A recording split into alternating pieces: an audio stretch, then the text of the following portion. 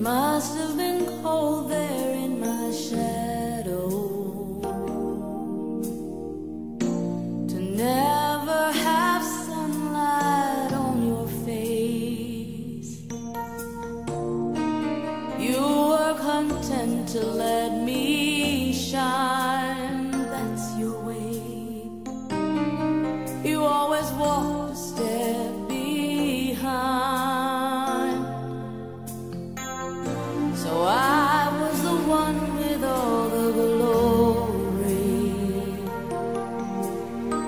while you were the one with all the strength. A beautiful face without a name for so long, a beautiful smile to hide the pain. Did you ever know that you're my hero? And everything I would like to be. I can fly higher than an eagle. You are the wind beneath my wings.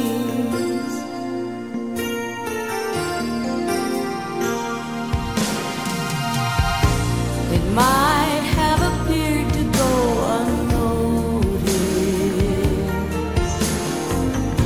but I've got it all here in my heart. I want you to know I know the truth. Of course I know I would be nothing without you. Did you ever know that you're my hero? You're everything I wish I could be. I could fly higher than an eagle. For you are the wind beneath my wings. Did I ever tell you you're my hero? You're everything, everything I wish I could be. Oh, night, I can fly higher than an eagle. You are the wind beneath my wings. 'Cause you are the wind beneath my wings. Sayod kami Ginoo, naninong maotat na. Nagkadaiya ang among mga reflections, nagkadaiya ang among mga pagbati. Tungod kay mao kini ang katapusan ng gabi.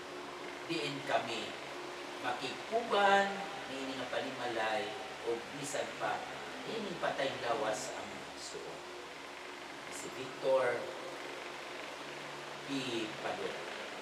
Dalaygon ka, hinaot na ang tanan nga among paghandom karon nining maong pagsaulog sa kinabuhi ni among suot sa pagkabuhi. Magkita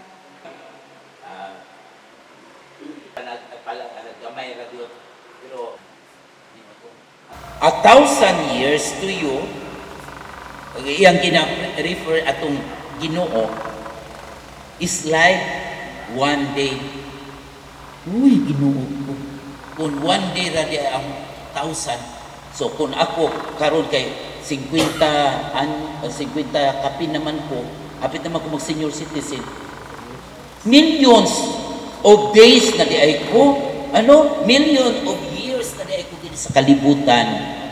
Pero atubangan sa akong Ginoo, it's only one day. Dili kita maging worried, dili kita maging kuan ka na bang shadow sa atong pagtuo.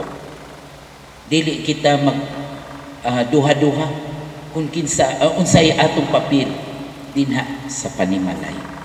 But kinahanglan nga ang atong panimalay, usa ka panimalay nga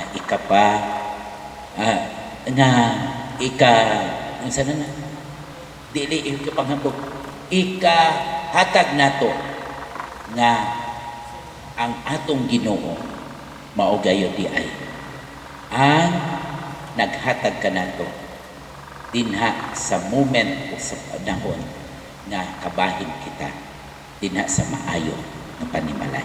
Ngayong gabi hanglan magpahinumdum kanunay sa ilang kaugalingon nga ang kamatayon naghulat ka na tanan. So nagpasabot ni ini nga dili sa sama gingon ni Pastor Cagaina, dili ni ang lugar nga para nato. Naagyo tay ulian, naatay phone nga ulian. O kana dito na sa sabakan sa Ginoo. Then 2008 time namin, no? For me, 3 years, 4 years, enough na yun sa akin, satisfied, happy, and content, no? So, yun lang talaga. In 2022, nung last visit namin dito, kasi nagkasakit siya, so, umuwi ako dito, kasama yung papa ko. Before na umalis ako, pabalik ng Laguna, ang sabi niya sa akin is, ingat kayo. Palagi naman siya yumayakap sa akin bago ako umalis. So, sabi niya, ingat kayo. Tapos, may bulog na engineer. Nung time na yun, buhay pa siya. Gusto niya umattend sa graduation ko. Pagka uwi ko dito, sinabi ko kay Pastor, nagtanong siya kung kailan ako ka-graduate.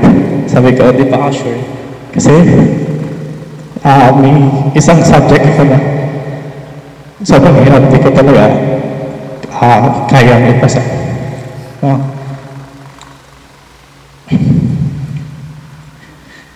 However, a few days ago, nung kasama ko si Tita Janet sa St. Peter, nag-release yung prof ko ng results, nakapasa ako. So,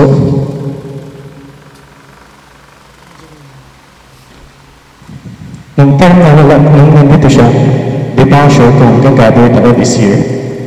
So, pero ngayon na, wala na siya. You know? Sure na gag-graduate ako. Hindi niya naabutan. So, yun lang nasabi ko. Yung degree ko para sa kanya. So, thankful ako sa Panginoon na for the 32 years na nagsama kami bilang mag-ama, pinakita niya yung best niya. Na yun ang legacy niya sa amin na kung saan na may papakita din namin sa aming mga anak na mamuhay na simple, mamuhay na with humility, mamuhay na yung may takot sa Diyos, na yung ibigay talaga sa Diyos lahat-lahat para kung ano man ang mangyari, yung courage, yung ano man, yung at least magiging matatag ang ating kalooban. Ayun si Tatay. So, thankful ako sa samahan namin bilang mag-ama, sa samahan namin sa buong pamilya na kahit pa paano yung memories niya ay mag-remain sa aming puso. At maraming salamat Panginoon dahil sa mga pagkakataong ito ay nakita namin na ano talaga si Tatay, ano na fulfilled. Fulfilled na siya, masaya na siya. Nakita ko na pumikit na ang kanyang mata. Then, para lang siya nag-run yung sa takbo, yung nagtakbo. Very peaceful ang kanyang yung pag-exit niya dito sa earth. So, thankful ako sa Panginoon dahil makikita naman din natin sa kanya na masaya siya, at peace siya sa kanyang pagkamatay. Then, nakita ko na comfortable na si tatay dahil bago pa nangyari yung kamatayan niya, nag-roll call siya. Nag-isa-isa siya sa amin. Even yung kapatid namin na lalaki na nasa Africa, nagkausap sila sa through video. So, nakita ko talaga na si tatay na fulfilled na siya sa kanyang kamatayan. So, thankful kami dahil alam namin na si tatay ay kasama na ng ating Diyos na in heaven. So maraming salamat sa inyong lahat at sa pagbigay ng inyong time para katulad ng sinasabi ko sa pamangkin ko kagabi. Proud ako sa tatay ko kasi yung naibigay namin yung best namin sa kanya before siya nag-exit. Kumbaga sabi ko sa pamangkin ko na alam mo Gian, nung nagkasakit si tatay, nung pandemic, na maalam na siya. Sabi ko, Lit, hindi ko na kaya. Ayoko na kasi hindi ko na kaya. Nung sinabi ko kay Ate Jeanette, Te, ayaw na daw ni tatay kasi hindi na niya kaya. Yun, umuwi si Ate Juby. Sabi ko nga sa kanya, Tay, magpagaling ka. Kasi paggaling mo, bibili ako ng sasakyan. Kasi uuwi ka pa sa kapatid mo at makikita mo pa siya. Magre-reunion pa kayong dalawa kasi dalawa na lang kayo, di ba? Sabi ko sa kanya. Tapos nahihirapan na siyang huminga noon. Na-oxygen ba siya noon, Te? Oo, na-oxygen siya noon. Tapos, sabi ko, Tay, palakas ka lang, pagaling ka. Yun ang talagang goal ko sa kanya. And then, gumaling siya dahil sa maraming angels na tumutulong. Marami kaming friends na tumutulong din nag-monitor kay tatay. Talagang pinag-pray namin na sa huling sandali ni Tio, nabuo yung pamilya nila. Nakita namin talaga yung pinagdaanan nila, mga problema sa family, relationship, pero pinag-pray namin talaga po. Talagang binigay ng Diyos. Sa mga huling sandali ni Tio, naging sweet sila ni Tia. Nag-date na sila. Tsaka sa mga anak, talagang in-embrace ni Lord yung pamilya nila. At least, sa mga huling sandali ng buhay ni Tio, nakita niyo yon. Kaya nung nagkasakit si Tio, hindi na rin talaga kami napapakali. Kahit yung mga anak ko, love ni Tio talaga. Kaya, salamat. Salamat sa buhay na sinare ni Tio sa amin. Dili yun mi magmahay bisag tuwa na sa laing kalibutan. Kay pinangga kami nga mga pag-umangkon, bisitahan kami niya dito si Raisa, mo adtur ni siya sa kantukan, maunta na siya o kung siya problema. Pero kami, bisag nagtrabaho ko, iyag mong ipatawag. Dili yun mi magmahay sa munguyuan. Bisag napas siya sa dimpanaw na siya. Sebagai pinanggagin niya tanan. Dilig nung yan nakutasong kayo ng binigong istorya. Daghang salamat sa inyo tanan. Palpak ang trabaho, pakjab. Kung napato si tatay, di ni mapalpak. So mauto nga katong gingon ni Mrs. ganina no nga halos kada adlaw na mga kuan magkuan na siya mo sa mga kakulangon. So natoy reality ganina mga sus ana ba nga kuan. So mo lang to hindi na pagtasom kay mo na mo gabi. So mo na ako ang realization kung wala kung naatos tatay dito mapalpak.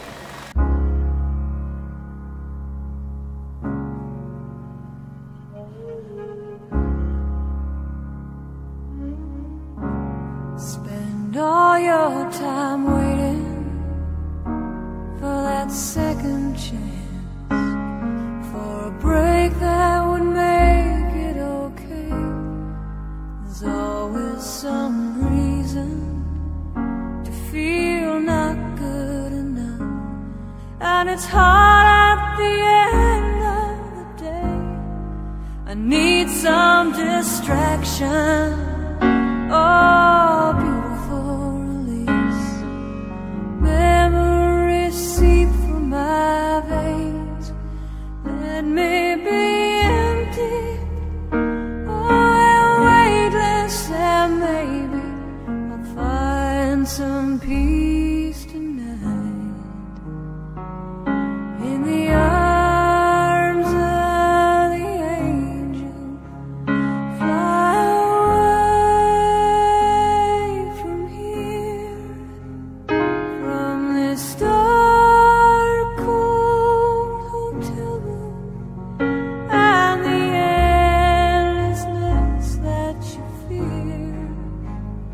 You are pulled from the wreckage of your silent reverie. You're in the arms of the angel. May you find some comfort here.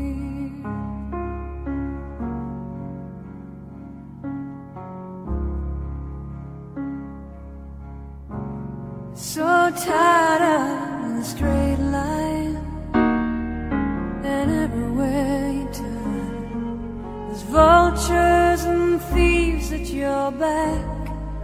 The storm keeps on twisting. You keep on building the lies that you make up for all that you lack. It don't make no difference.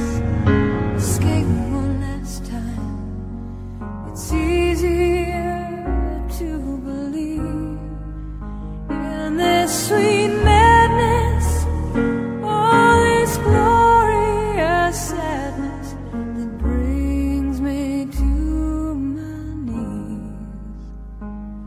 In the arms of the angel, fly away from here, from this dark, cold hotel room, and the endlessness that you fear. You are pulled from the wreckage of your silent reverie. You're in the arms of the angel. May you find some comfort here. You're in the arms of the angel. May you find some comfort here.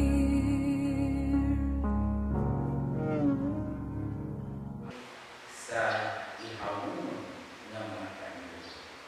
Dili hinuon, naliwala ni ining tanan, may higit kitang kalabugan, pinaagi kaniya, nga nahigugma kanako.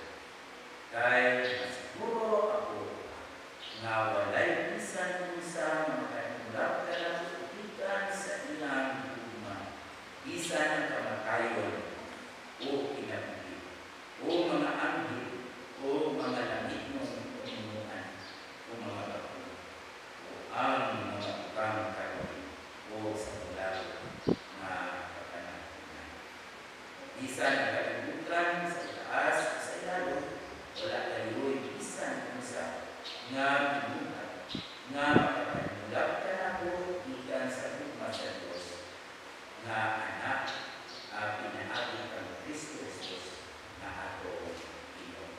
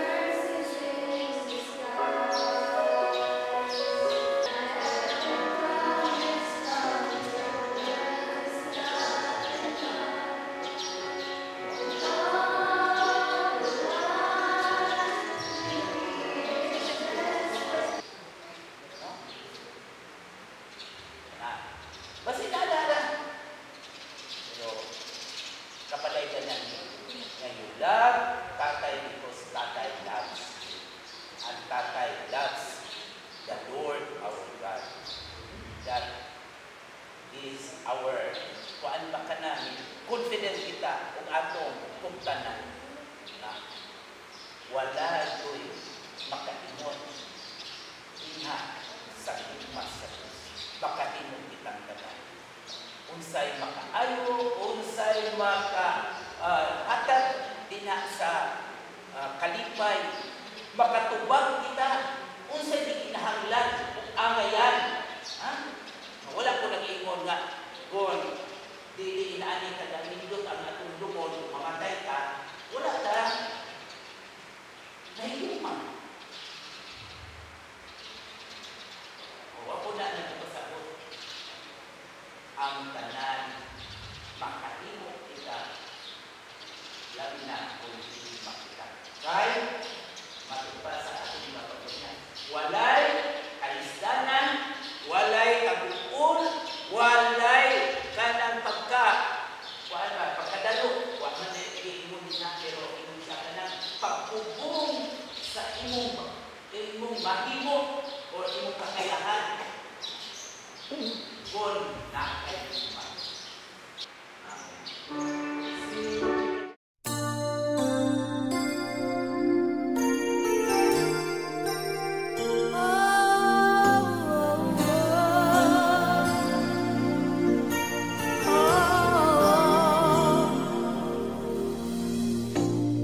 Must have been cold there in my shadow to never have sunlight on your face. You were content to let me shine, that's your way.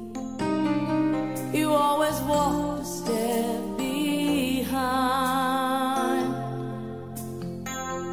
So I was the one with all the glory, while you were the one with all the strength. A beautiful face without a name for so long, a beautiful smile to hide the pain. Did you ever know that you're my hero? And everything I would like to be. I can fly higher than an eagle. You are the wind beneath my wings.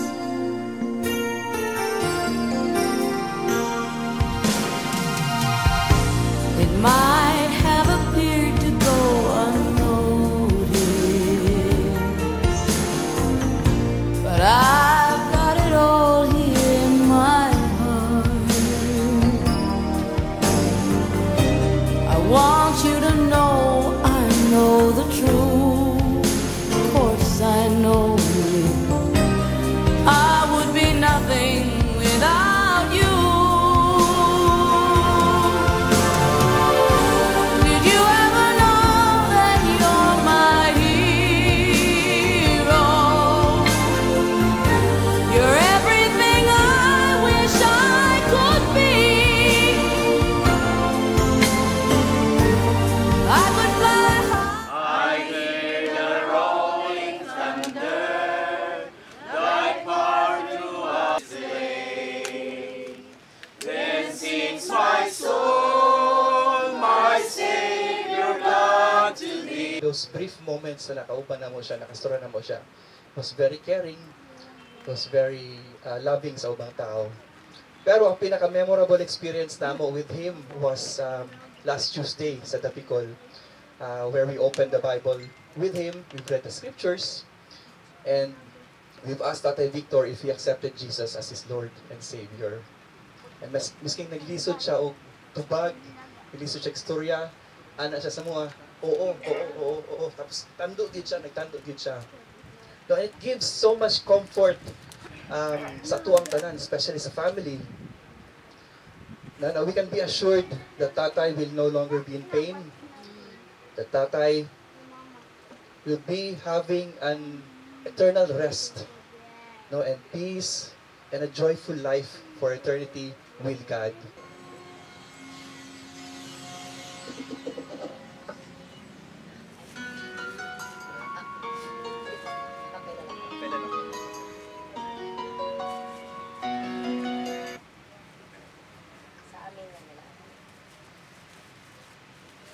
When we walk with the Lord in the light of His word, what a glory He sheds on our way.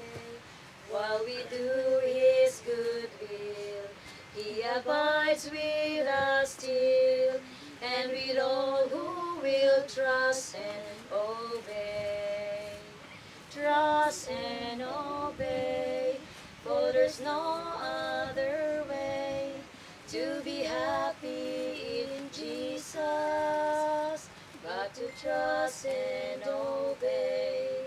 Not a burden we bear, not a sorrow we share, but our toil He doth richly repay. Not a grief nor a loss, not a frown nor a cross, but is blessed if we trust and obey. Trust and obey, for there's no other way to be happy in Jesus, but to trust and obey. Thanks to you. No mountains, no valley, no time, no space, no heartaches, no heartbreaks, no ways. Me from believing that my heart will make it true. Thanks to you.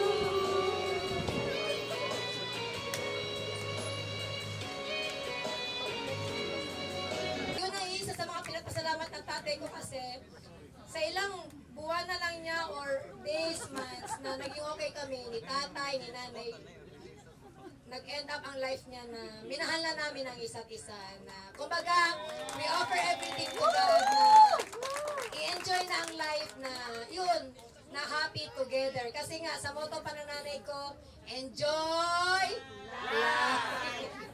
Ano pa? Oh, salamat sa lahat na nagmamahal sa Padons family. Lahat ng dumalo, you take your time para maka-spend with us, comfort us. Ano pa ba? Ate, may masabi ka pa ba? Ate, halika na. Ikaw naman, tapos na.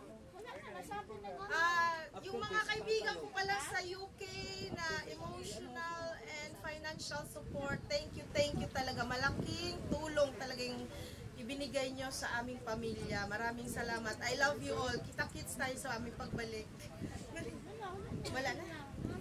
Kuya, salamat kahit wala ka rito. We miss you. Thank you.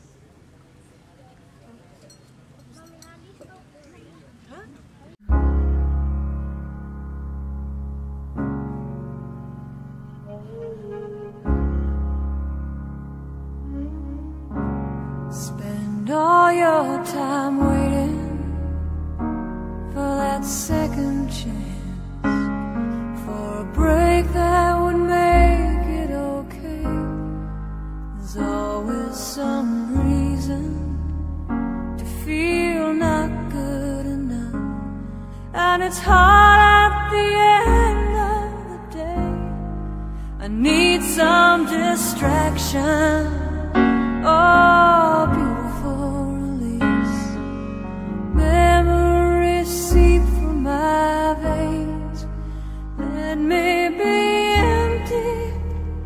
Oh, weightless, and maybe I'll find some peace tonight. In the arms of the angel, fly away.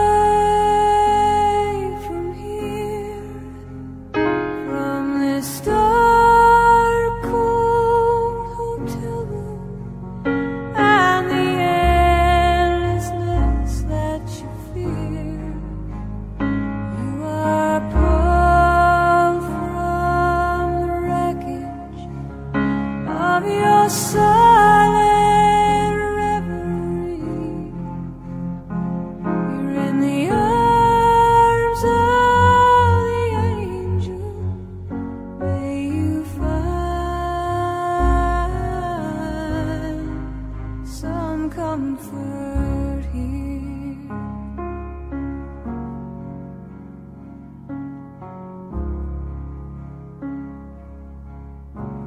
So tired of the straight line, and everywhere you turn, there's vultures and thieves at your back. The storm keeps on twisting. Keep on building lies that you make up for all that you lack. It don't make no difference. Escape one last time.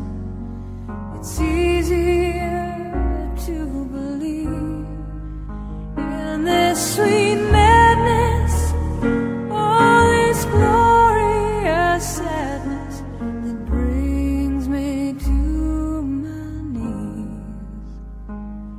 In the arms of the angel, fly away from here, from this dark, cold hotel room, and the endlessness that you fear. You are pulled from the wreckage of your soul.